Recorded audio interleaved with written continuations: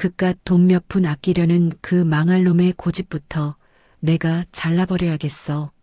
며느리는 가위를 집어들고 시어머니의 머리채를 거칠게 움켜쥐었습니다. 싹둑.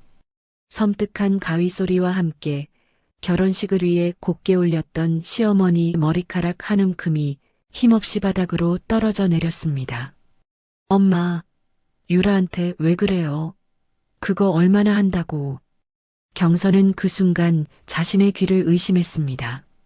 평생을 바쳐 키운 아들이 자신을 모욕한 며느리 편에 서서 자신의 어머니를 질책하고 있었으니까요. 하지만 그들은 몰랐습니다.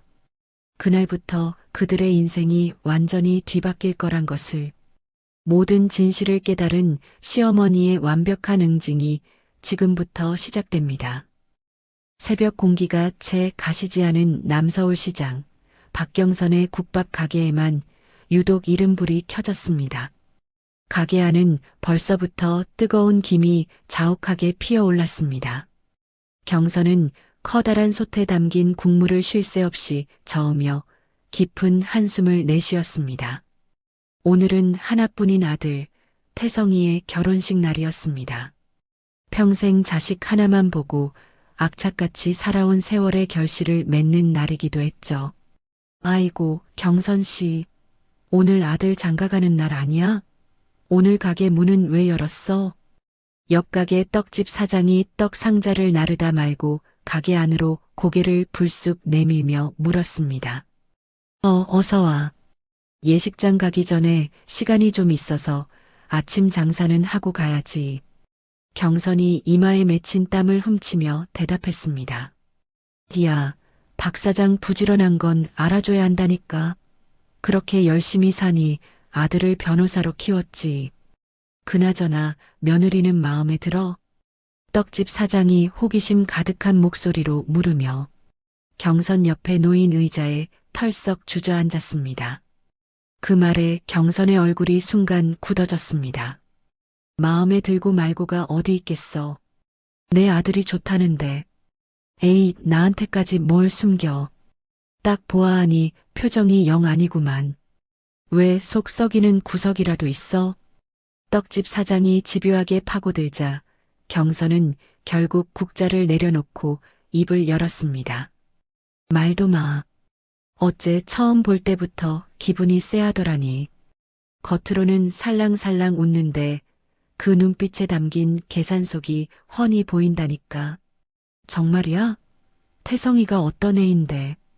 워낙 순둥이라 사람 보는 눈이 없어서 그런가? 내 말이 그 말이야. 평생 시장 바닥에서 구르면서 사람 속을 얼마나 많이 들여다봤는데 내 감이 틀린 적이 한 번도 없어. 근데 태성인 아주 좋아 죽는다니까. 경선이 목소리를 낮추며 속삭였습니다. 평생 시장에서 다져진 그녀의 직감은 웬만한 점쟁이보다 용했습니다. 오전 10시 경선은 분주했던 가게 문을 닫고 서둘러 집으로 돌아왔습니다. 거울 앞에 앉아 서툰 솜씨지만 정성껏 파우더를 바르고 립스틱도 칠했습니다. 장롱 깊숙이 넣어두었던 푸른색 저고리와 잿빛 치마를 꺼내 입자 거울 속에는 전혀 다른 사람이 서 있었습니다. 평생을 앞치마와 한 몸처럼 지내던 시장 아줌마가 아닌 번듯한 변호사 아들을 둔 어머니의 모습이었죠. 경선은 어색하면서도 뿌듯한 마음에 저도 모르게 입가에 미소를 지었습니다. 그렇게 한복을 곱게 차려입고 도착한 호텔 예식장은 사람들로 북적였습니다. 경선이 신랑 대기실 문을 열자 턱시도를 멋지게 차려입은 아들 태성이 환하게 웃으며 그녀를 맞았습니다. 엄마, 와, 진짜 곱다. 우리 엄마 맞아요? 이놈의 자식, 엄마 놀리는 거냐? 늦어서 미안하다. 아들의 환한 얼굴을 보니 아침 내내 마음을 짓누르던 불안감이 조금은 가시는 듯 했습니다. 며느리는 어디 있니? 인사하러 가야지. 저쪽 신부 대기실에 있어요. 친구들이랑 사진 찍고 난리도 아니에요. 같이 가요, 엄마. 태성의 손에 이끌려 신부 대기실로 들어선 순간 경선은 눈앞의 광경에 잠시 숨을 멈췄습니다. 화려한 웨딩드레스를 입은 유라가 마치 여왕처럼 친구들에게 둘러싸여 웃고 있었습니다. 어머님 오셨어요. 유라가 경선을 발견하고 자리에서 일어났지만 그 목소리에는 어딘가 퉁명스러운 느낌이 배어 있었습니다. 눈빛에서는 어떤 감정도 읽을 수 없었죠. 그래, 우리 며느리. 오늘 정말 눈부시게 예쁘구나. 우리 태성이가 전생에 나라를 구했나 보다. 경선이 애써 따뜻한 미소를 지으며 유라의 손을 잡으려 했습니다. 감사합니다. 유라는 짧게 대답하고는 경선이 내민 손을 미처 잡기도 전에 다시 친구들 쪽으로 몸을 돌렸습니다. 언제 시어머니가 있었냐는 듯 금세 친구들과 시시덕거리며 웃음꽃을 피웠죠. 그녀에게 경선은 잠시 스쳐 지나가는 배경처럼 보였습니다. 아들 앞에서 차마 내색할 수는 없었지만 경선의 등 뒤로 찬바람이 휑하게 부는 것 같았습니다. 엄마, 유라가 많이 긴장해서 그래요. 예쁘게 봐주세요. 태성이 어머니의 굳은 표정을 살피며 조심스럽게 말했습니다. 그래, 그럴 수 있지. 경선이 억지로 입꼬리를 올리며 대답했습니다. 하지만 속으로는 긴장이 아니라 무시다. 이놈아. 내 어미를 대놓고 무시하는 거다라는 말이 목구멍까지 차올랐습니다. 이 화려한 결혼식장부터 수천만 원짜리 드레스, 신혼집과 신혼여행까지 모두가 경선이 평생 국밥을 팔아모은 피 같은 돈으로 마련한 것이었습니다. 그녀의 희생으로 차려진 무대 위에서 며느리 유라는 그녀를 투명 인간 취급하고 있었습니다. 경선은 3달 전 태성이 유라와 결혼 준비를 하던 중 자신을 찾아온 날을 떠올렸습니다.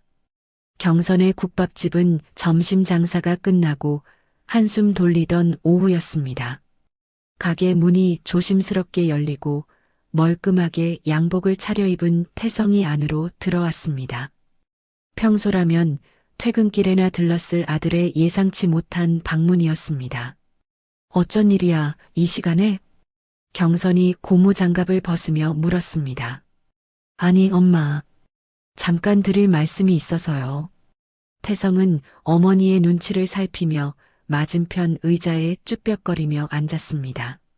무언가 큰 부탁이라도 하러 온 사람처럼 안절부절 못하는 모습이었죠.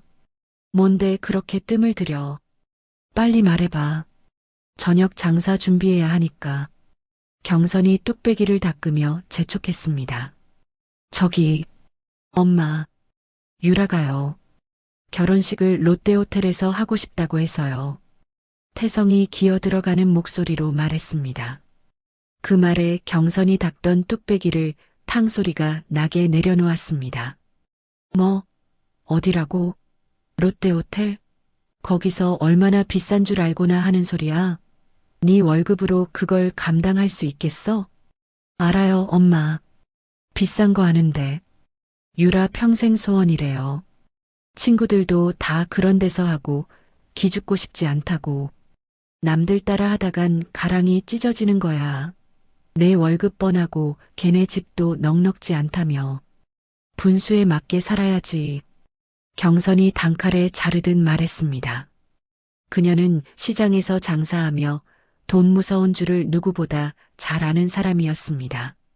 겉으로 보기에 그녀는 그저 국밥 파는 아줌마였지만 시장의 노른자 땅에 가게 2칸과 강남의 아파트까지 소유한 숨은 부자였습니다.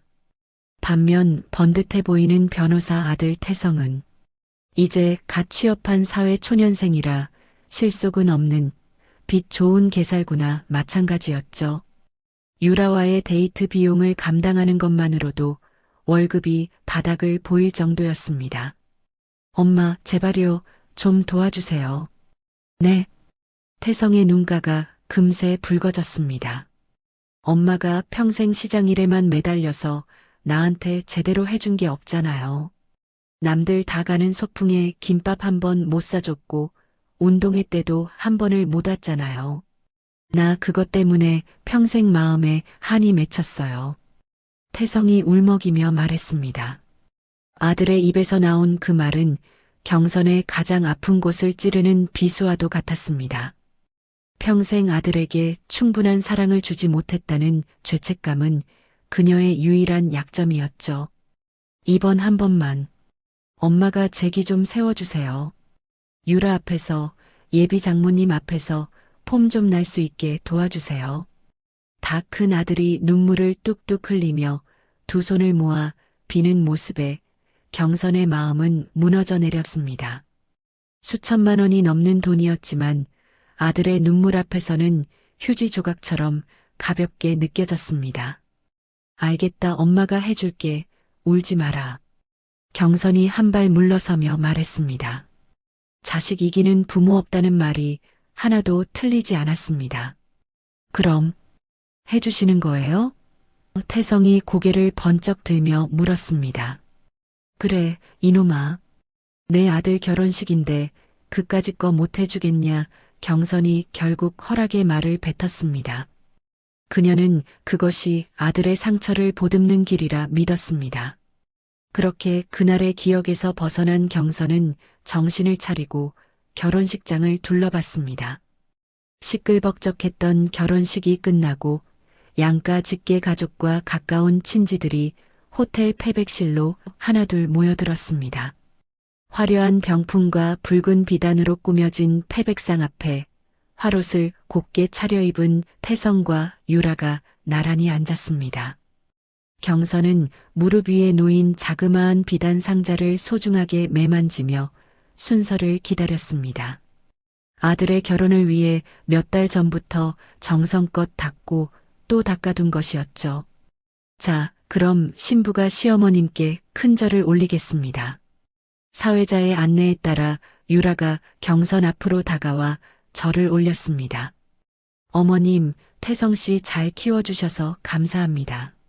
목소리는 공손했지만 그저 외워둔 대사를 읊는 것처럼 아무런 감정이 실려있지 않았습니다. 그래, 아가.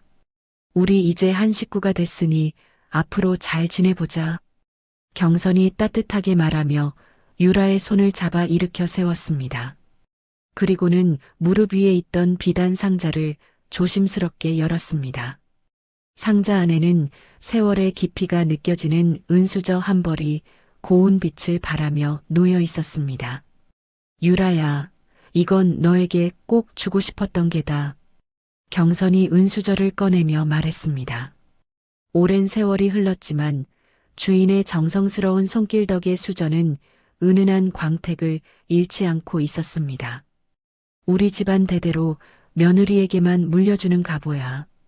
내 시어머니, 그러니까 태성이 할머니가 시집 오실 때 가져오신 거고 나도 태성이 아빠한테 시집 올 때 이걸 받았지.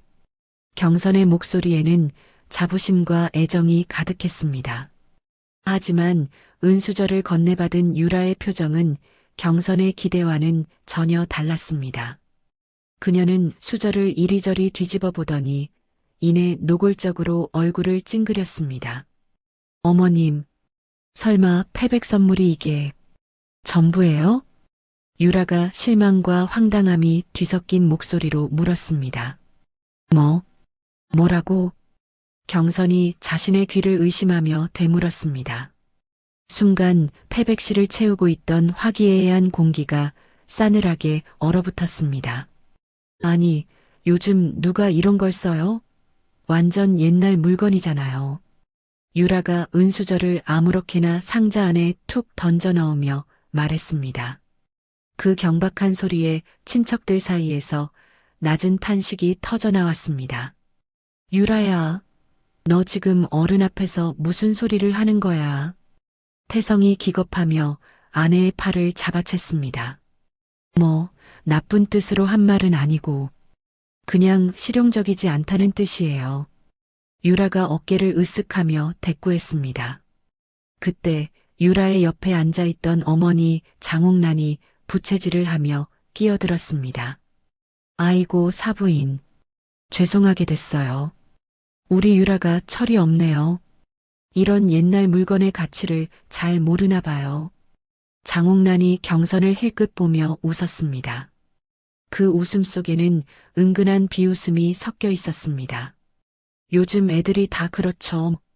명품백이나 다이아 반지 같은 걸 기대했나 보죠, 뭐. 장옥란이 주위 친척들을 둘러보며 말하자 몇몇은 억지 웃음을 지으며 고개를 돌렸습니다. 경선의 얼굴은 새하얗게 질려버렸습니다. 돌아가신 어머니의 유품이자 집안의 역사가 담긴 물건이 눈앞에서 천대받는 순간이었습니다. 가슴이 쿵하고 바닥으로 곤두박질 치는 것 같았죠. 어머니, 죄송해요. 유라가 너무 긴장했나 봐요. 태성이 안절부절 못하며 상황을 수습하려 했습니다. 내 친구는 명품백 받았는데 어머님 이게 진짜 다예요? 유라가 팔짱을 끼며 다시 한번 물었습니다. 그 뻔뻔한 태도에 경선의 한쪽 입꼬리가 경련하듯 떨렸습니다. 경선은 더 이상 며느리를 보지 않고 아들 태성을 향해 고개를 돌렸습니다. 태성아, 너는 어떻게 생각하니? 아들만큼은 자기 마음을 알아줄 것이라는 마지막 신락 같은 희망을 담아 물었습니다. 태성은 어머니와 아내 사이에서 어쩔 줄 몰라 하며 진땀을 흘렸습니다. 귀한 물건이긴 한데. 사실 요즘 이런 건 잘 안 쓰긴 하죠. 그래도 감사히 받을게요. 유라야 얼른 받아. 태성이 어색하게 웃으며 유라의 눈치를 봤습니다. 그 미지근한 대답은 경선의 마지막 희망마저 산산조각 냈습니다. 아들조차 자신의 편이 아니라는 사실이 심장을 후벼 파는 듯 했습니다. 그래, 그냥 아무 의미 없는 물건이구나. 이 은수저가. 경선이 씁쓸한 목소리로 나지막이 응조렸습니다. 더 이상 패백을 진행할 의미가 없었습니다. 패백실은 숨막히는 침묵에 휩싸였습니다. 패백실에서 모욕감으로 얼룩진 마음을 안고 경선은 옷을 갈아입기 위해 별실로 향했습니다. 아무도 없는 조용한 방에서 묵직한 한숨을 내쉬며 한복 저고리에 고름을 풀고 있을 때였습니다. 별실 문이 벌컥 열리더니 유라와 태성이 옥신각신하며 들어왔고 그 뒤를 웨딩홀 지배인이 따라 들어왔습니다. 잠깐만요, 신랑 신부님. 이쪽으로 오시면 어떡합니까? 지배인이 정산서를 손에 든 채 난처한 얼굴로 말했습니다. 경선은 벗던 저고리를 다시 여미며 무슨 일이냐는 듯 그들을 쳐다보았습니다. 어머님, 여기 계셨네요.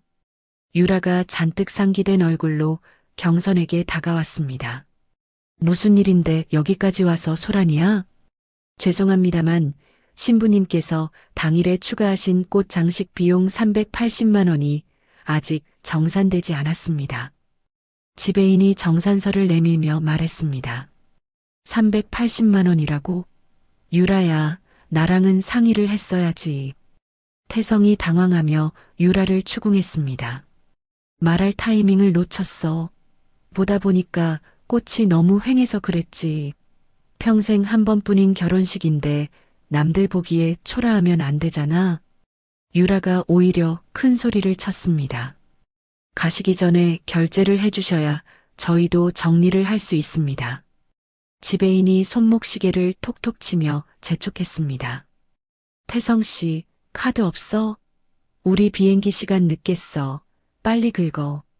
유라가 당연하다는 듯 남편에게 손을 내밀었습니다. 내 카드는 한도가 그렇게 안 돼. 태성이 주머니를 뒤적이며 쩔쩔매는 목소리로 대답했습니다. 그 말에 유라의 표정이 험악하게 일그러졌습니다. 뭐, 변호사라는 사람이 카드 한도도 그 모양이야? 그럼 신혼여행은 어떻게 가려고? 비행기 놓치면 책임질 거야? 유라가 날카로운 목소리로 태성을 쏘아붙이더니 이내 고개를 돌려 경선을 똑바로 쳐다보았습니다. 어머님, 어머님이 좀 내주세요. 너무나도 당당한 요구였습니다. 경선은 기가 막혀 헛웃음이 나왔습니다. 내가 왜 그래야 하지? 네, 지금 시간이 없다잖아요. 비행기 놓치면 어머님이 책임지실 거예요? 사전에 단 한마디 말도 없이 내 멋대로 결정한 일이야. 내 돈으로 해결하거라. 경선이 싸늘하게 말했습니다. 가보를 무시당한 것도 분한데 이제는 자신의 돈을 마치 쌈짓돈처럼 여기는 며느리의 태도를 더는 참아줄 수가 없었습니다. 어머님, 진짜 이렇게 나오실 거예요? 고작 그 돈 몇 푼 때문에 우리 신혼여행 놓치면 책임지실 거예요? 유라의 목소리가 거의 비명처럼 터져 나왔습니다. 지금까지 이 결혼식에 내가 내준 돈이 얼마니 절대 못 내준다. 그때였습니다. 유라는 분노가 가득한 눈으로 주위를 둘러보다가 화장대 위에 놓인 재단 가위를 발견했습니다. 좋아요. 말이 안 통하면 행동으로 보여주는 수밖에. 유라가 가위를 집어들고 경선에게 성큼성큼 다가갔습니다. 유라야, 너 뭐 하는 짓이야? 당장 그거 내려놔. 태성이 소리치며 그녀를 막으려 했지만 이미 유라는 이성을 잃은 후였습니다. 그깟 돈 몇 푼 아끼려는 그 망할 놈의 고집부터 내가 잘라버려야겠어. 유라가 악을 쓰며 경선의 머리채를 거칠게 움켜쥐었습니다. 결혼식을 위해 곱게 빗어올린 경선의 머리가 순식간에 흐트러졌습니다. 이거나 지금 뭐 하는 짓이냐? 경선이 저항했지만 유라의 악력은 생각보다 강했습니다. 싹둑. 섬뜩한 소리와 함께 경선의 머리카락 한 움큼이 힘없이 바닥으로 떨어져 내렸습니다. 경선은 충격으로 그 자리에 주저앉았고 태성은 얼어붙은 채 그 광경을 보고만 있었습니다.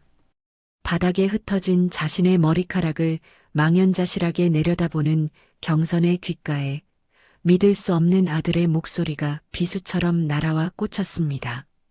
엄마, 유라한테 왜 그랬어요? 엄마가 순순히 돈만 내줬으면 이런 일까지 생겼겠어요? 태성이 경선을 원망스럽게 쳐다보며 소리쳤습니다. 그는 가위를 든 아내를 말리는 대신 모든 원인을 제 어머니에게 돌리고 있었습니다. 태성아, 네가 지금. 경선의 목소리가 신락같이 떨려 나왔습니다. 유라야, 괜찮아? 놀랐지? 이리 와. 태성은 바닥에 주저앉은 어머니를 외면한 채 울먹이는 유라를 자신의 품에 끌어안고 다독였습니다. 태성 씨, 어머님이 나를 너무 미워하나 봐. 무서워. 유라가 태성의 품에 안겨 가증스러운 눈물을 흘렸습니다. 경선은 바닥에 나뒹구는 자신의 잘린 머리카락을 가만히 내려다보았습니다. 아들이 자신을 버리고 며느리의 편에 선 그 순간 경선의 마음속에서 무언가가 완전히 부서져 내렸습니다. 바닥에 흩어진 머리카락을 내려다보던 경선이 천천히 몸을 일으켰습니다. 그녀의 얼굴에서는 어떤 감정도 읽을 수 없었습니다. 마치 깊은 물속처럼 고요하고 차가웠죠. 경선은 어깨에 붙은 머리카락을 무심하게 툭 털어낸 뒤 곁에 서 있던 지배인을 향해 말했습니다. 카드 단말기, 이리 가져오세요. 그 목소리에는 한치의 떨림도 없었습니다. 엄마, 태성이 놀라 어머니를 쳐다봤습니다. 방금 전까지 자신을 원망하던 그 아들이었습니다. 380만 원 맞습니까? 지금 바로 결제하겠습니다. 경선이 지갑에서 카드를 꺼내며 말했습니다. 그 모습에 유라의 얼굴이 금세 환해졌습니다.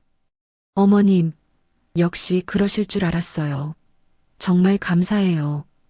유라가 살갑게 다가와 경선의 팔에 매달리려 했습니다. 경선은 그 손길을 피하며 유라에게는 눈길조차 주지 않았어요. 이걸로 모든 게 끝이야. 경선이 카드를 지배인에게 건네며 혼자만 들리게 나지막이 말했습니다. 엄마, 뭐라고 하신 거예요? 경선의 말을 듣지 못한 태성이 어리둥절한 표정으로 물었습니다. 어서 출발해라. 그러다 비행기 놓치겠다. 경선이 등을 돌리며 손짓했습니다. 그녀의 등은 마치 두꺼운 얼음벽처럼 느껴졌습니다. 태성과 유라는 어색한 분위기 속에서 서둘러 짐을 챙겨 공항으로 향했습니다.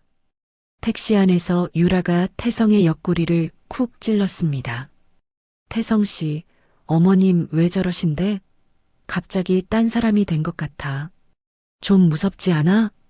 에이, 뭘. 그냥 화가 나셔서 그러는 거겠지. 우리 몰디브 가서 재밌게 놀다 오면 다 풀려 있을 거야. 태성이 대수롭지 않게 말하며 아내 유라를 안심시켰습니다. 한편 그 시각 경선은 변호사 사무실에 전화를 걸고 있었어요. 그녀의 목소리는 강철처럼 단단했습니다. 김 변호사님, 접니다. 박경선. 네, 사장님. 무슨 일이십니까? 아들 최태성 이름으로 해줬던 강남 아파트. 증여계약 당장 취소 절차 밟아주세요. 네. 갑자기 증여계약을 취소하시다니요? 무슨 문제라도. 내 아들이 더 이상 아닙니다. 그러니 증여할 이유도 사라졌어요.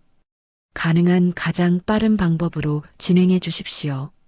경선이 전화를 끊고는 곧바로 은행 VIP 창구로 연결했습니다. 남서울시장의 경선 국밥집 사장 박경선입니다. 아들 최태성에게 매달 자동이체되던 생활비 지원, 금일부로 전면 중단해 주십시오. 가족카드로 발급된 신용카드도 전부 정지시키세요. 그녀의 지시는 거침이 없었습니다. 한편 몰디브의 최고급 리조트에 도착한 태성과 유라는 눈앞에 펼쳐진 풍경에 환호성을 질렀습니다. 에메랄드빛 바다가 투명하게 비치는 수상 방갈로, 하얀 모래사장, 그리고 눈부신 햇살까지 마치 천국에 온 것만 같았죠.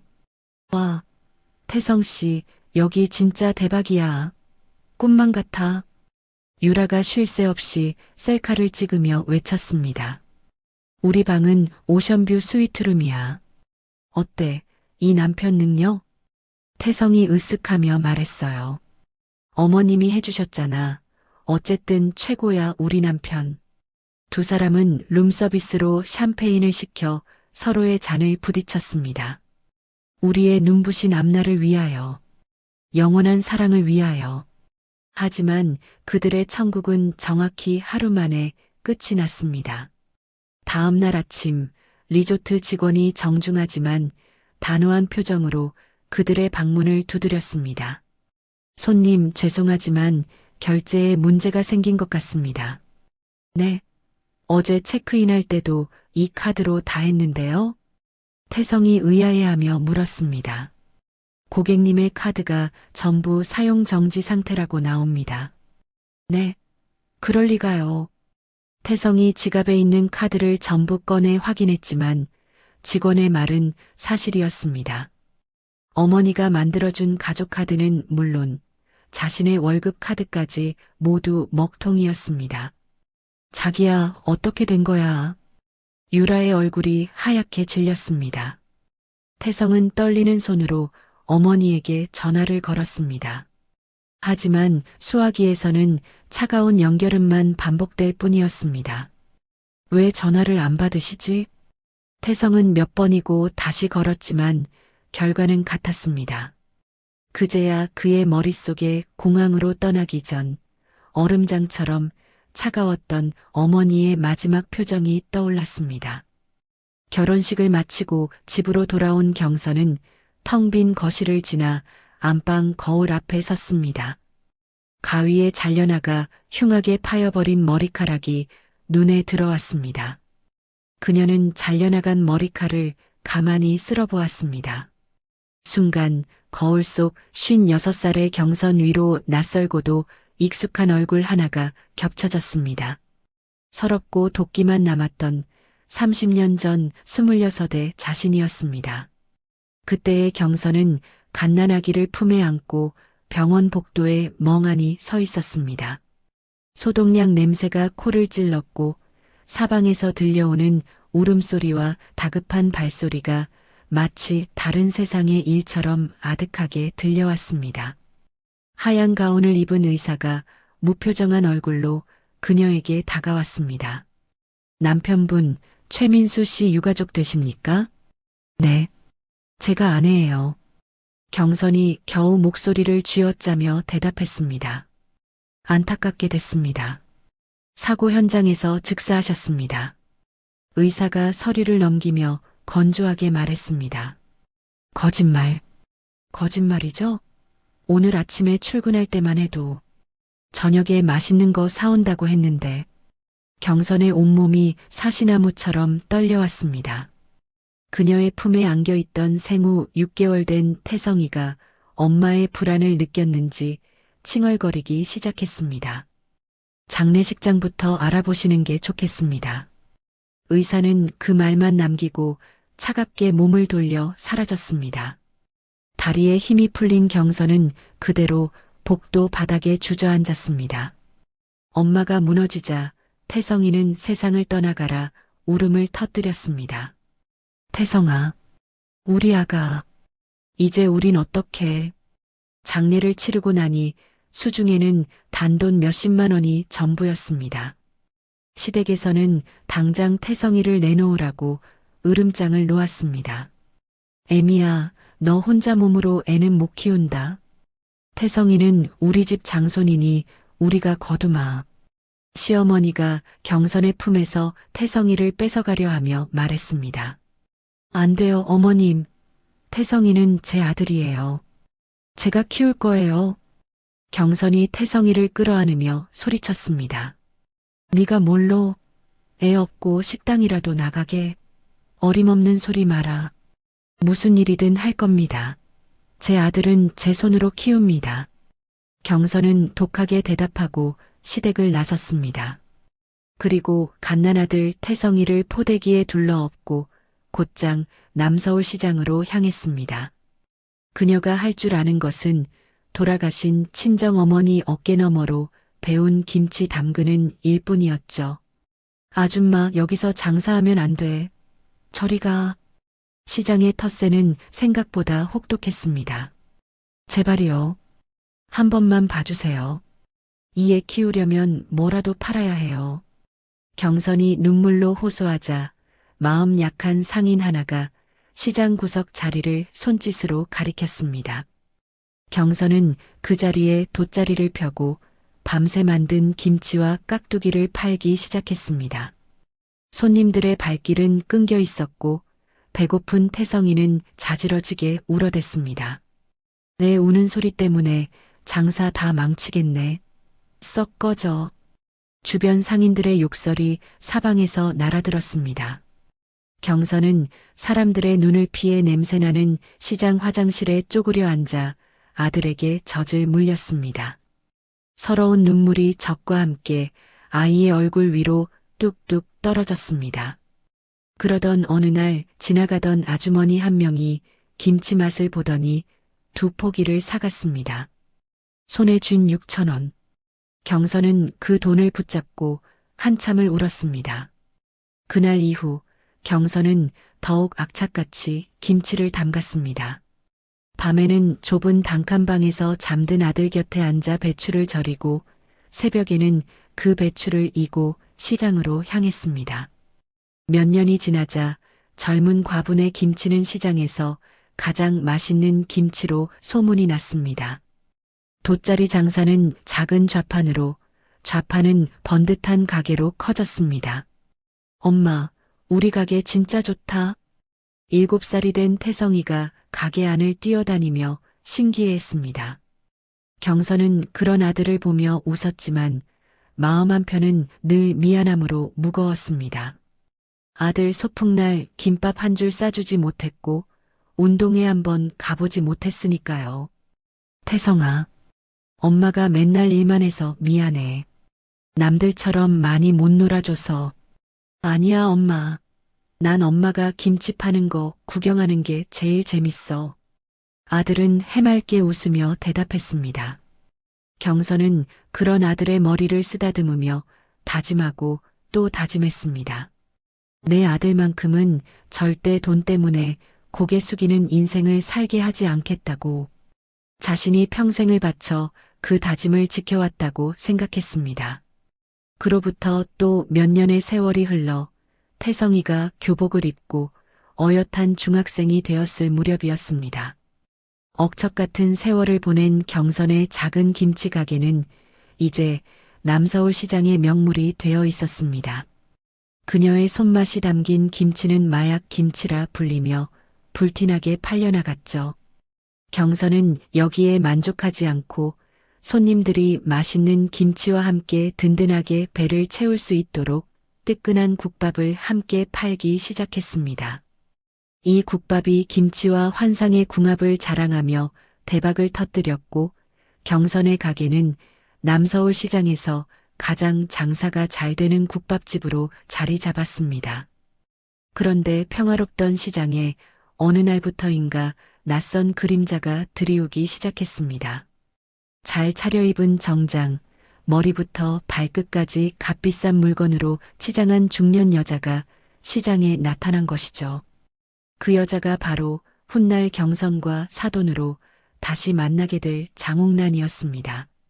자자, 시장 상인 여러분, 잠시 저 좀 주목해 주십시오. 장옥란이 박수를 치며 시장 한복판에 섰습니다. 그녀의 세련된 모습은 기름때 묻은 시장의 풍경과 어울리지 않았습니다. 저는 남서울시장 재개발 추진 조합장 장옥란이라고 합니다. 재개발이요? 아니, 멀쩡한 시장을 왜 뒤엎는다는 거요? 떡집 사장이 의심스러운 눈초리로 물었습니다. 아이고, 사장님. 이 낡고 비위생적인 시장을 허물고 백화점처럼 번쩍번쩍한 현대식 쇼핑몰을 짓는 겁니다. 여러분은 이제 어엿한 쇼핑몰 사장님이 되시는 거고요. 장옥란이 청사진을 펼쳐 보이며 상인들을 현혹했습니다. 그녀의 달콤한 말에 보상금이라는 단어가 나오자 상인들의 눈이 반짝이기 시작했습니다.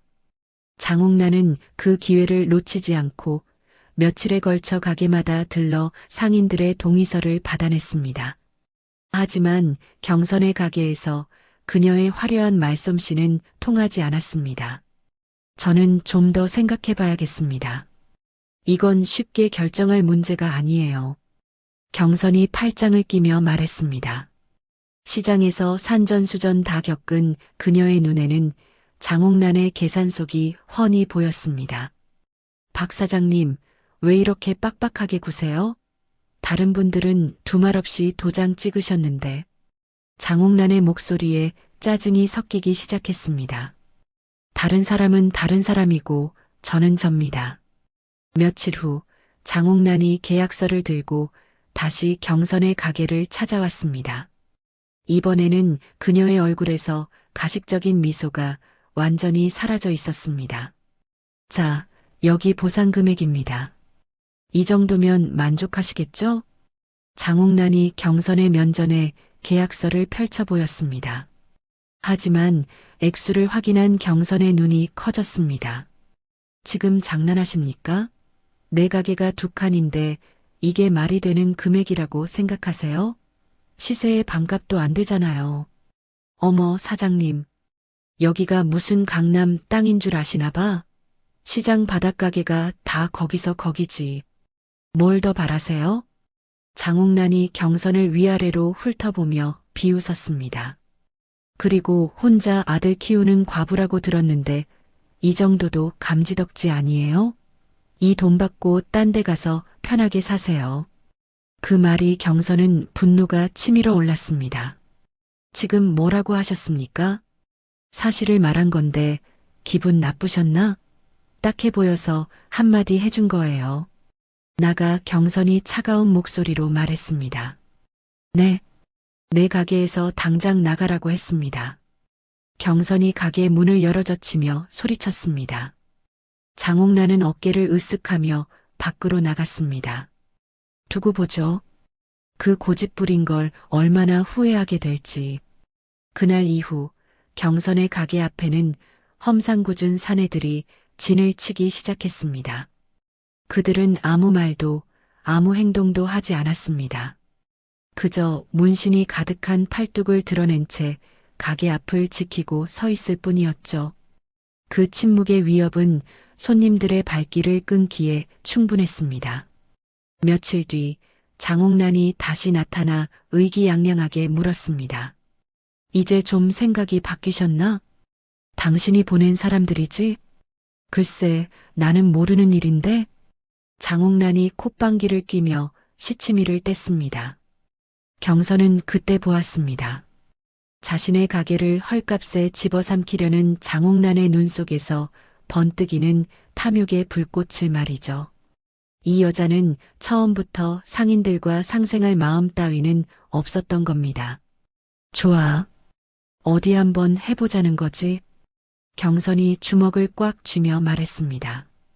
그것이 두 사람의 질긴 악연의 시작이었습니다. 장옥란의 비열한 협박을 받은 그날 밤, 경선은 가게에 홀로 앉아 밤을 새웠습니다. 아들 태성이는 깊이 잠들었고 고요한 가게 안에는 경선이 책장을 넘기는 소리만이 가득했습니다. 그녀는 아들의 학업을 위해 들락거리던 도서관에서 이번에는 자신을 위해 재개발 관련 법률책을 한 무더기 빌려왔습니다. 어렵고 낯선 법률 용어들이었지만 아들을 뒷바라지하며 익혔던 끈기가 여기서 빛을 발했죠. 그녀는 날카로운 눈으로 법조항의 허점을 파고들며 밤새 밑줄을 긋고 내용을 정리했습니다. 다음 날 아침 퀭한 눈의 경선이 옆가게 떡집 사장을 찾아갔습니다. 사장님, 어젯밤에 제가 정리한 겁니다. 한번 보시죠. 경선이 내민 서류에는 장옥란이 제시한 계약서의 문제점과 법적 허점들이 빼곡히 적혀 있었습니다. 아니, 이게 다 사실이야? 보상금이 시세의 3분의 1도 안 된다고? 떡집 사장이 서류를 보며 경악했습니다. 네. 그리고 조합 설립 요건도 갖추지 못한 사기극이에요. 우리가 무지하다는 걸 이용해서 시장 전체를 날로 먹으려는 속셈입니다. 이런 천하의 사기꾼을 봤나? 그럼 우리는 어떻게 해야 해? 뭉쳐야 합니다. 우리끼리 싸우면 각계격파당할 뿐이에요. 제가 앞장설 테니 사장님이 다른 상인들을 설득하는데 힘을 보태주십시오. 그날부터 경선은 시장의 선봉장이 되었습니다. 그녀는 가게마다 찾아다니며 상인들에게 장옥란의 검은 속셈을 낱낱이 알렸습니다. 처음에는 반신반의하던 상인들도 경선이 제시하는 명확한 증거 앞에서 점차 분노하기 시작했습니다. 결국 며칠 만에 남서울시장 상인 비상대책위원회가 꾸려졌고 상인들은 만장일치로 경선을 위원장으로 추대했습니다. 드디어 상인 총회가 열리는 날 장옥란은 여유로운 미소를 지으며 단상에 섰습니다. 그녀의 눈에는 어리석은 시장 상인들을 향한 경멸이 가득했습니다. 그때 경선이 서류 뭉치를 들고 총회장으로 들어섰습니다. 어머, 박 사장님 아니야? 또 무슨 헛소리로 사람들 선동하려고 오셨나? 장옥란이 비아냥거리며 말했습니다. 경선은 대꾸 없이 곧장 단상으로 향했습니다. 상인 여러분, 오늘 저는 사기꾼 조합장의 가면을 벗기기 위해 이 자리에 섰습니다. 경선의 외침에 총회장이 술렁였습니다. 뭐, 저 여자가 지금 뭐라고 짓거리는 거야? 장옥란이 자리에서 벌떡 일어나며 소리쳤습니다. 이 여자 뒤로는 건설사와 짜고 우리 가게들을 헐값에 팔아넘기려 했습니다. 여기 그 증거가 있습니다. 경선이 장옥란과 건설사 간의 불법이면 계약서를 상인들 머리 위로 높이 쳐들었습니다. 거짓말. 저건 다 조작된 거야. 장옥란의 얼굴이 새빨갛게 달아올랐습니다. 조작이라고요? 좋습니다. 그럼 이건 어떻습니까? 경선이 두 번째 서류 뭉치를 단상 위에 쾅 소리가 나게 내려놓았습니다. 여기에는 우리가 받을 보상금이 실제 시세의 30%도 되지 않는다는 감정평가서와 조합 설립에 필요한 동의서조차 제대로 받지 않은 불법 서류들이 있습니다. 저런, 우리를 아주게 돼지로 봤구나. 상인들의 분노가 들불처럼 번져나갔습니다. 아닙니다. 여러분, 저 여자의 말에 속지 마세요. 저건 다 궁지에 몰린 장옥란이 필사적으로 변명했지만 상인들의 분노는 이미 극에 달해 있었습니다. 저 사기꾼을 당장 끌어내. 내년 같은 것 때문에 우리 시장 다 망할 뻔했네. 성난 상인들에게 둘러싸인 장옥란은 결국 머리채를 잡힌 채 총회장에서 질질 끌려나갔습니다. 박경선, 두고 봐. 오늘의 이 치욕, 내 절대 잊지 않을 테니까. 쫓겨나가는 순간까지도 장옥란은 경선을 향해 저주를 퍼부었습니다. 결국 재개발 계획은 백지화되었고 상인들은 힘을 합쳐 자신들의 소중한 터전을 지켜냈습니다. 경선은 승리의 기쁨을 안고 자신의 가게로 돌아왔습니다. 수십 년 전의 그 시절을 떠올리며 경선이 아들과의 연을 끊어낼 굳은 결심을 다지고 있을 바로 그 시각. 신혼여행지에서 급하게 돌아온 유라는 커다란 여행 가방을 끌며 엄마 장옥란의 집 현관문을 미친 듯이 두드리고 있었습니다. 엄마, 문 좀 열어봐, 엄마. 유라의 목소리는 눈물과 분노로 뒤엉켜 있었습니다. 문이 열리고 우아한 실크 잠옷의 장옥란이 나타났습니다. 어머, 유라야. 신혼여행은 어쩌고 벌써 왔어? 태성이는 어디다 두고? 엄마, 나 망했어. 우리 완전히 망했다고. 유라가 가방을 내팽개치고 엄마의 품에 와락 안기며 울음을 터뜨렸습니다. 진정하고 무슨 일인지 차근차근 말해봐. 장옥란이 일단 딸을 거실 소파에 앉혔습니다. 하지만 이어지는 유라의 말을 들을수록 그녀의 표정은 싸늘하게 굳어갔습니다. 신혼여행지에서 쫓겨난 것, 모든 카드가 막힌 것, 그리고 마지막으로 강남 신혼집까지 빼앗겼다는 말이 나오자 장옥란은 들고 있던 유리잔을 테이블에 쾅 소리가 나게 내려놓았습니다. 뭐? 신혼집까지? 나중에 그 집 유라 너랑 공동 명의로 바꾸게 하려고 했는데. 장옥란의 목소리가 날카롭게 떨렸습니다. 그녀의 완벽한 계획이 첫 단계부터 처참하게 실패했음을 깨달은 순간이었습니다. 몰라. 그 여자가 우리 돈줄을 다 끊어버렸어. 태성 씨는 완전히 얼이 빠져서 넋 놓고 있고 결혼식장에서 작작 좀 하지. 그렇게 시어머니한테 대들어대니까 이 사단이 난 거 아니야. 장옥란이 혀를 차며 말했습니다. 아 몰라 엄마. 이제 우리 어떡해. 태성 씨 월급 쥐콩만큼인데 그걸로 어떻게 살아? 유라가 절망적인 목소리로 묻자 장옥란이 딸의 어깨를 감싸며 진지한 표정을 지었습니다. 유라야. 이제는 너한테 말해줘야 할 때가 온 것 같구나. 뭘? 사실 난 내 시어머니 박경선을 아주 오래전부터 알고 있었어. 그 말에 유라의 울음이 뚝 그쳤습니다. 그녀는 눈을 동그랗게 뜨고 엄마를 쳐다보았습니다. 그게 무슨 소리야? 네가 태어나기도 전인 30년 전 일이야. 내가 남서울시장을 통째로 삼키려던 때가 있었거든. 장옥란의 목소리가 낮고 차갑게 가라앉았습니다.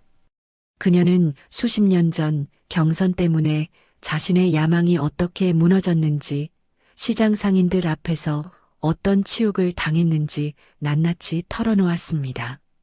그 여자 때문에, 박경선 그 여자 하나 때문에 내가 다 망했어. 내 돈, 내 명예, 전부 다.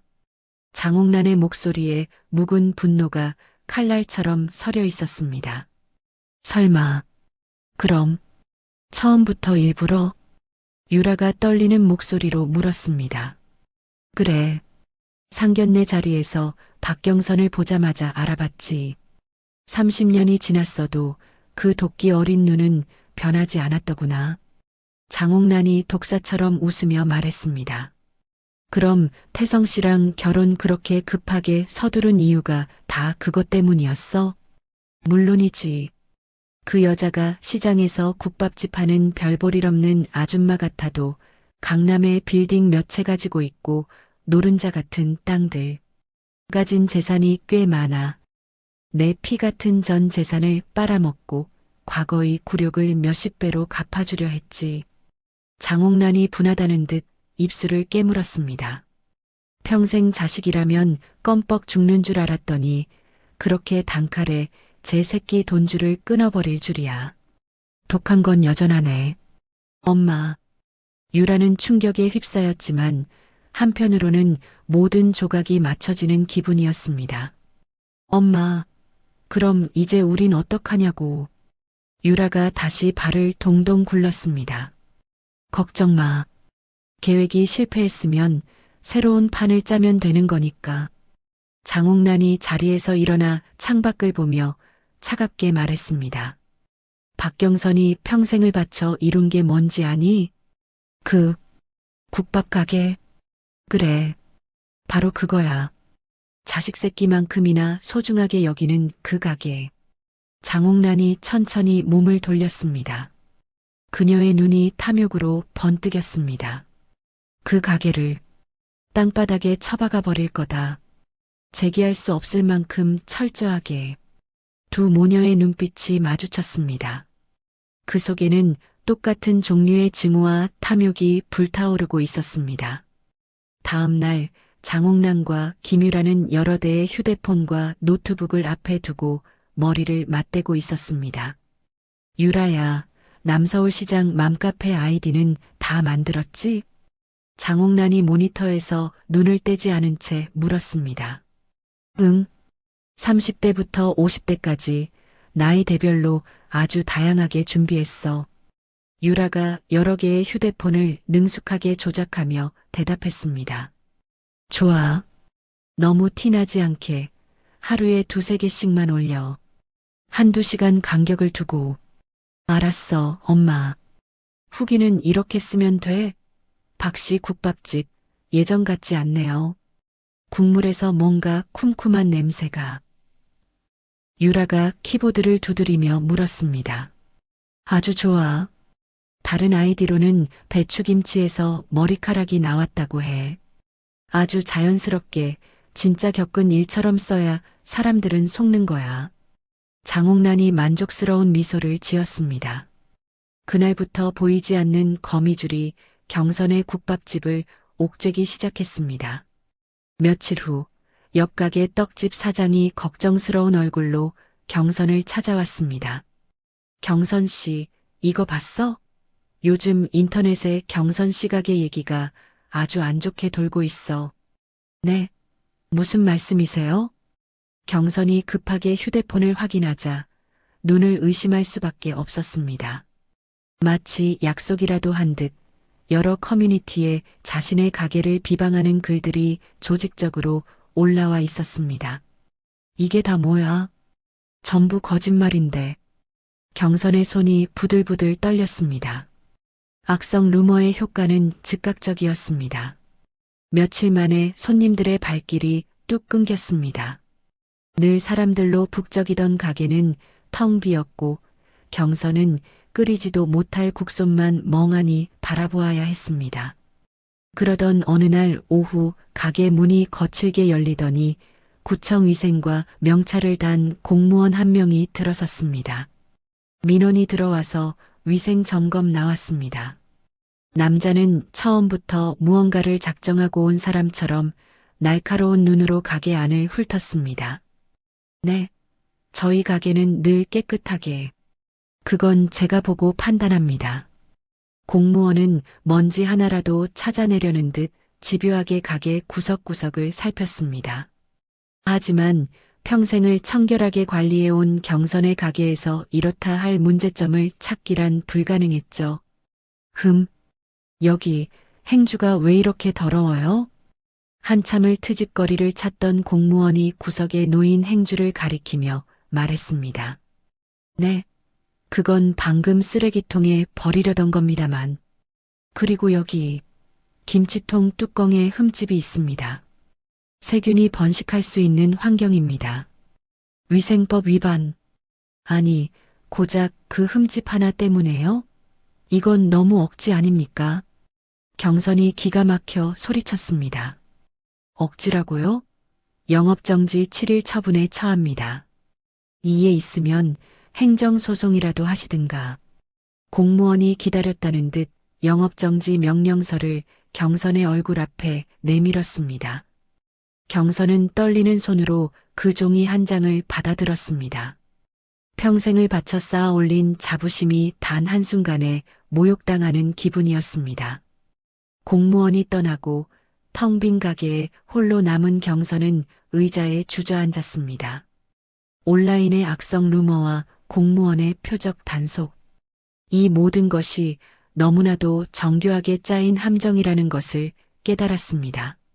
도대체 누가, 왜? 경선이 고통스럽게 중얼거리는 순간 그녀의 뇌리를 섬광처럼 스치는 얼굴이 있었습니다. 결혼식 날 자신을 조롱하며 내려다보던 장옥란의 그 차갑고 탐욕스러운 눈빛. 경선의 머릿속에서 잊고 있던 과거의 기억이 퍼즐처럼 맞춰지기 시작했습니다.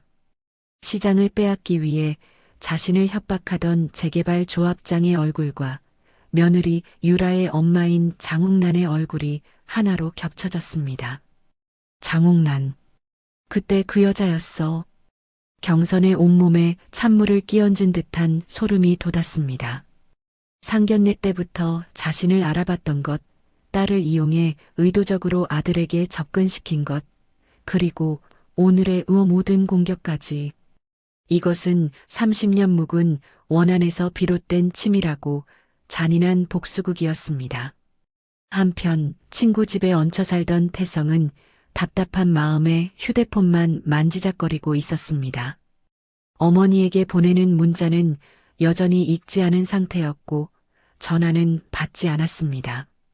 경선이 모든 진실을 깨달으며 절망에 빠져 있을 무렵 시장 떡집 사장은 유라와 시어머니 장옥란의 정체를 경선에게 전해 듣고 더 이상 지켜만 볼 수 없었습니다.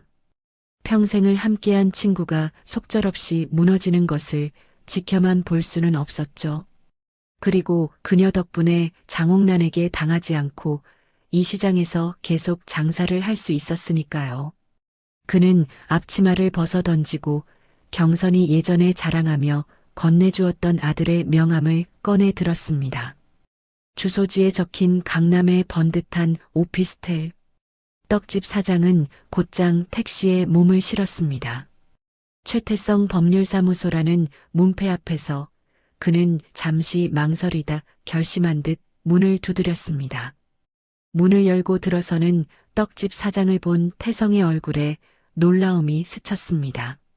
아저씨, 여긴 어쩐 일로? 태성아, 할 얘기가 있어서 왔다. 떡집 사장의 얼굴은 돌처럼 굳어 있었습니다. 그는 태성이 권하는 차도 마다하고 사무실 한가운데 떡하니 서서 태성을 쏘아보았습니다. 어머니 때문에 오신 거죠? 무슨 일 있으세요? 제가 전화해도 받지를 않으셔서. 태성이 조심스럽게 물었습니다. 일이 있냐고? 일이 차고 넘치지. 국밥집, 지금 영업정지 당했다. 네, 영업정지요? 갑자기 왜요? 태성이 자리에서 벌떡 일어나며 물었습니다. 위생법 위반이래. 그런데 그게 말이 되나? 30년 넘게 장사하면서 한 번도 탈 난 적 없는 집인데.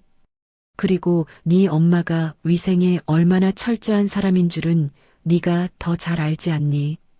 떡집 사장이 으르렁거리듯 말했습니다. 누군가 일부러 망하게 하려고 꾸민 거야. 누가 그런 짓을. 태성이 네 마누라하고 장모야. 그 이름에 태성의 얼굴이 하얗게 질렸습니다. 아닙니다. 유라가 왜요? 그리고 장모님은. 장모님? 그 여자가 누군지 알고 장모님 소리가 나와? 30년 전에 우리 시장 상인들 피 빨아먹으려던 사기꾼이 바로 장옥란이야. 30년 전부터 너네 엄마한테 원한을 품고 있었어. 떡집 사장이 고함을 질렀습니다. 아저씨, 뭘 잘못하신 것 같아요. 유라는 그런 거 모르는 사람이에요. 태성이 필사적으로 아내를 변호했습니다. 그 모습에 떡집 사장의 눈에 불이 붙었습니다. 아직도 정신 못 차렸구나, 태성아. 처음엔 너네 엄마도 장옥란이 그때 그 여자였던 걸 몰랐어. 이제야 생각이 난 거지. 미리 알아보지 못해 속이 숫덩이가 됐는데 아들이란 놈이 돼서 아직도 그 여자 편을 들어. 떡집 사장이 목소리를 높이며 소리쳤습니다. 자네 엄마가 저 차가운 시장 바닥에서 어떤 심정으로 자네를 키웠는지 잊은 거야. 아저씨, 새벽 4시부터 일어나서 국 끓이고 밤늦게까지 김치 담그면서 자네를 대학 보내고 변호사 만들었어. 그건 알고 있어요. 알고 있다고? 그럼 왜 그 고마운 엄마를 이렇게 외면하는 건가? 떡집 사장이 책상을 주먹으로 치며 소리쳤습니다. 결혼식 날도 그랬지. 내 마누라가 엄마 머리카락을 가위로 잘랐는데 왜 말리지 못했어? 그때는 상황이 급해서 네 엄마 존엄성이 짓밟히는데 상황이 급하다고? 떡집 사장의 목소리에 분노와 실망감이 섞였습니다. 지금도 그래.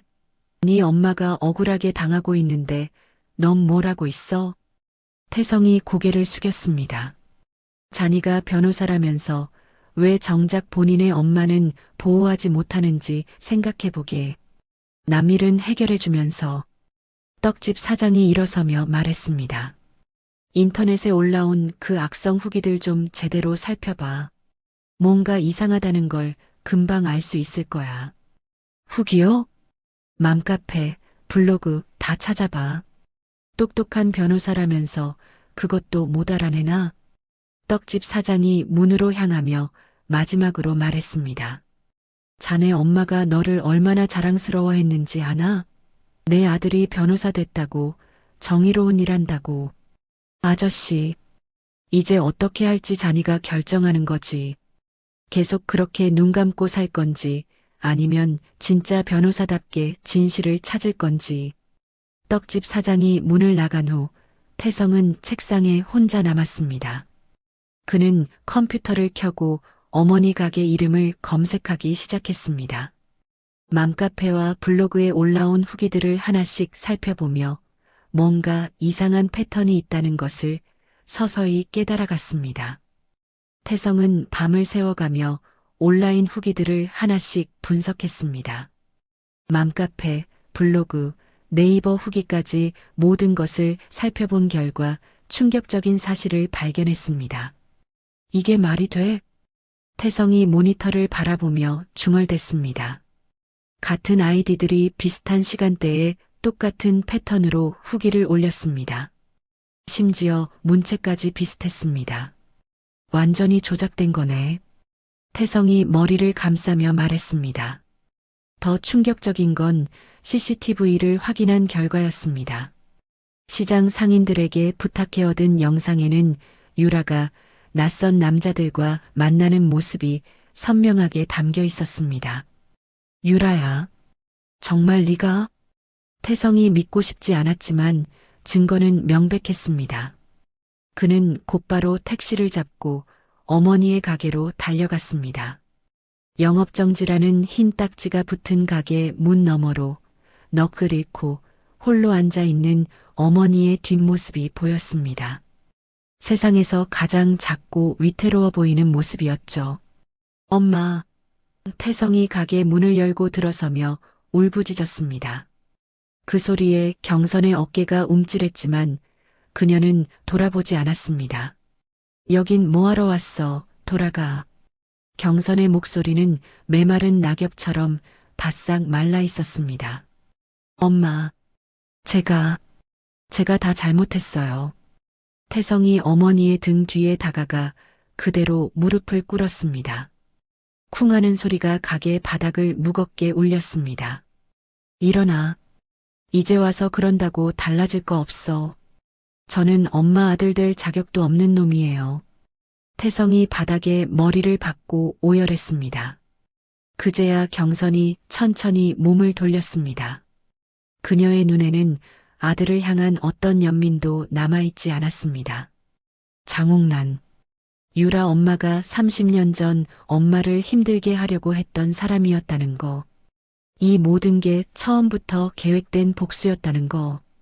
전부 다 알았습니다. 제가 사랑에 눈이 멀어서 저 정말 바보였어요. 제가 어머니의 아들이라는 것도 잊고 살았어요. 이미 늦었어. 이걸 다 어떻게 되돌려 놓을 수 있을지 모르겠구나. 하지만 엄마 아직 안 끝났어요. 아니, 끝나게 두지 않을 겁니다. 태성이 무릎으로 걸어가 경선의 차가운 손을 붙잡았습니다. 저는 그냥 엄마 아들이 아니에요. 엄마가 평생을 바쳐 만든 변호사입니다. 엄마가 제게 주신 이 능력으로 제가 모든 것을 제자리로 돌려놓겠습니다. 저 여자들 법의 심판대에 세워서 죗값을 치르게 할 겁니다. 반드시요.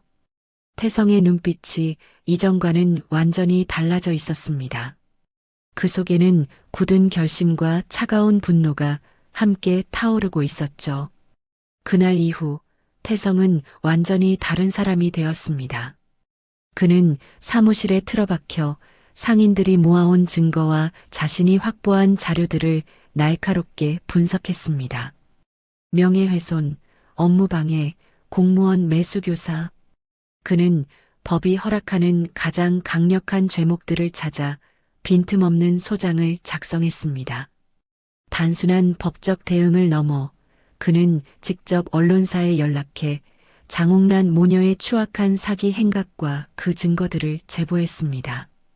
며칠 뒤 시장 상인을 등친 모녀 사기단, 그 배후엔 30년 묵은 원한이라는 자극적인 제목의 기사가 터져 나왔습니다. 여론은 순식간에 들끓었고 장옥란 모녀는 사회적인 지탄의 대상이 되었습니다. 바로 그날 오후 태성의 사무실 문이 거칠게 열리고 유라가 들이닥쳤습니다. 최태성, 너 미쳤어? 어떻게 우리 엄마를 기사에 내보낼 수가 있어? 유라가 악을 쓰며 소리쳤습니다. 왜? 네가 한 짓도 같이 나갔어야 하는데 아쉬워? 태성이 의자에 기댄 채 차갑게 대꾸했습니다. 나는 네 아내야. 우리가 어떻게 아내? 30년 묵은 복수심을 채우기 위한 도구가 아니고 태성의 말에 유라의 얼굴이 하얗게 굳었습니다. 그건 엄마가 한 짓이지. 나는 시끄러워. 태성이 자리에서 일어나 서랍에서 서류 한 장을 꺼내 그녀의 면전에 던졌습니다. 하얀 종이 위에는 이혼소송 소장이라는 글자가 선명했습니다. 뭐야 이게. 읽어봐. 네가 저지른 짓에 대한 위자료 청구액도 적혀 있으니까. 사인해. 태성 씨, 제발. 우리 다시 얘기 좀 해. 내가 다 잘못했어. 유라가 그제야 태성의 바짓가랑이라도 붙잡을 듯 애원했습니다.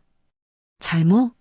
처음부터 모든 게 거짓이었는데 잘못이라는 말이 어울린다고 생각하나? 나는 정말 몰랐어. 태성이 경멸의 눈빛으로 유라를 내려다보았습니다. 더 이상 할 말은 없어.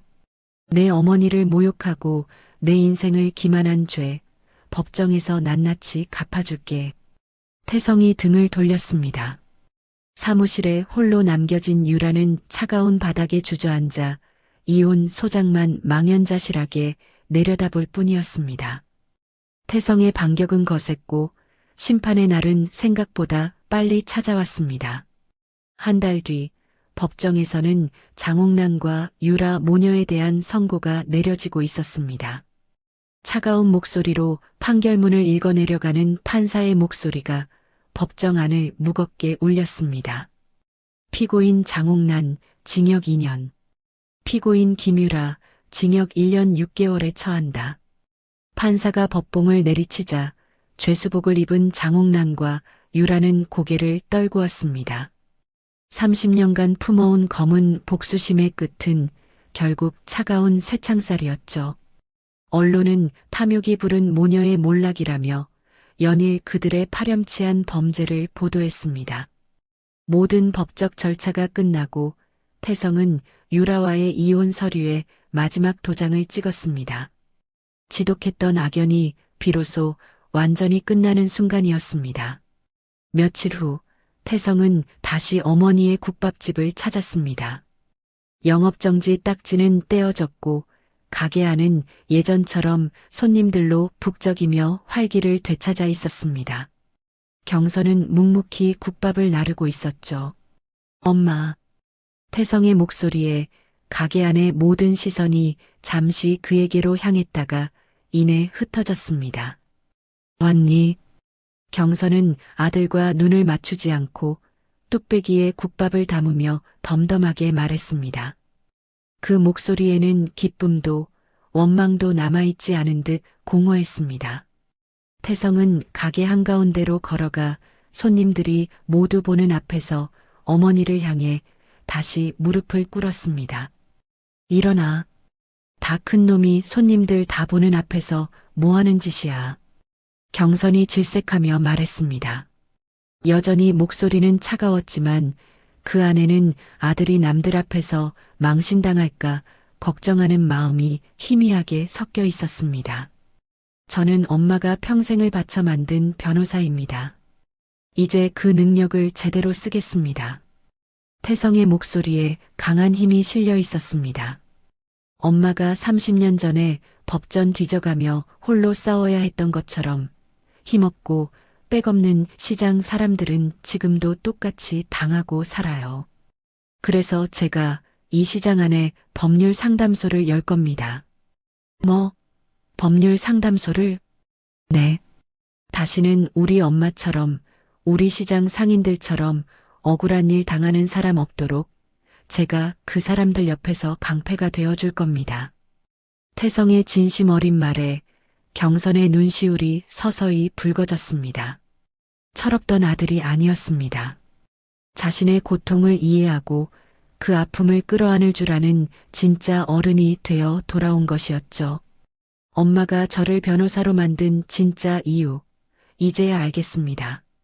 돈 많이 버는 아들이 아니라 약한 사람들 편에 서는 아들을 원하셨던 거잖아요. 경선은 더 이상 아무 말도 할 수 없었습니다. 그녀는 아들 앞으로 다가가 거친 손으로 태성의 어깨를 잡아 일으켜 세웠습니다. 그리고는 말없이 아들을 힘껏 끌어안았습니다. 우리 아들. 경선의 등을 아들의 뜨거운 눈물이 적셨습니다.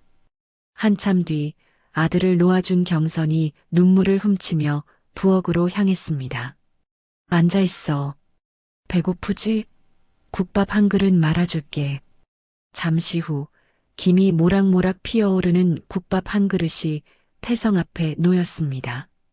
30년 세월 어머니의 희생과 사랑이 고스란히 녹아있는 세상에서 가장 따뜻한 국밥이었습니다. 태성은 뜨거운 국물을 한 숟가락 떠먹으며 가슴속 깊이 새로운 시작을 맹세했습니다. 모든 폭풍이 지나가고 1년이라는 시간이 흘렀습니다. 남서울시장 한쪽 귀퉁이 허름했던 창고 자리에 최태성 법률상담소라는 작은 간판이 내걸렸습니다. 그 안에서 태성은 땀 흘려 일하는 시장 상인들의 든든한 법률가가 되어주고 있었죠. 사장님, 건물주가 갑자기 보증금을 2배로 올려달라고 했다고요? 계약서 좀 보여주시겠어요? 부당한 요구에 대응할 방법이 있습니다. 태성이 청가물 가게 주인의 손을 잡으며 차근차근 설명했습니다. 더 이상 그는 세상 물정 모르던 풋내기 변호사가 아니었습니다. 어머니가 평생을 바쳐 지켜온 시장 사람들의 고단한 삶을 이제는 아들이 법으로 지켜주고 있었습니다. 상담이 없는 오후면 그는 자연스럽게 어머니의 가게로 향했습니다. 엄마, 저 왔어요. 뭐 도와드릴 거 없어요? 태성이 익숙하게 앞치마를 두르며 말했습니다. 왔어? 마침 잘 왔어. 저기 쌓인 뚝배기들 좀 닦아줄래? 경선이 퉁명스럽게 말했지만 아들을 보는 그녀의 눈에는 자랑스러움과 대견함이 가득했습니다. 법률 서류를 보던 손으로 그릇을 닦고 땀 흘려 국밥을 나르는 아들의 모습은 그 어떤 법정에서의 모습보다 듬직했습니다. 어느 날 저녁 장사를 마치고 가게에 단둘이 남았을 때였습니다. 경선이 깊은 서랍 속에서 무언가를 꺼내 태성 앞에 펼쳐놓았습니다. 손때가 묻어 가장자리가 달아빠진 낡은 세계 지도였습니다. 지도 위에는 빨간색 펜으로 동그라미가 쳐진 도시들이 가득했습니다. 엄마, 이게 다 뭐예요? 엄마가 20살 때부터 가고 싶었던 곳들이다. 경선이 지도를 가만히 쓸어보며 말했습니다. 그녀의 목소리가 아련하게 떨려왔습니다. 스페인의 플라멩코, 그리스의 산토리니, 이탈리아의 콜로세움. 평생 사진으로만 봤지. 너 낳고 먹고 살기 바빠서 꿈 같은 소리라고 생각하며 살았다. 엄마. 태성은 아무 말도 할 수 없었습니다. 지도 위에 그려진 수많은 동그라미들은 어머니가 아들을 위해 포기해야 했던 청춘의 꿈들이었습니다. 이제 너도 내 자리를 찾았잖니. 시장 사람들에게 없어서는 안 될 든든한 버팀목이 됐고 경선이 아들을 보며 환하게 웃었습니다. 그 미소는 태성이 평생 보아온 그 어떤 미소보다 자유롭고 평화로워 보였습니다. 이제 엄마도 엄마 인생을 좀 살아볼까 한다.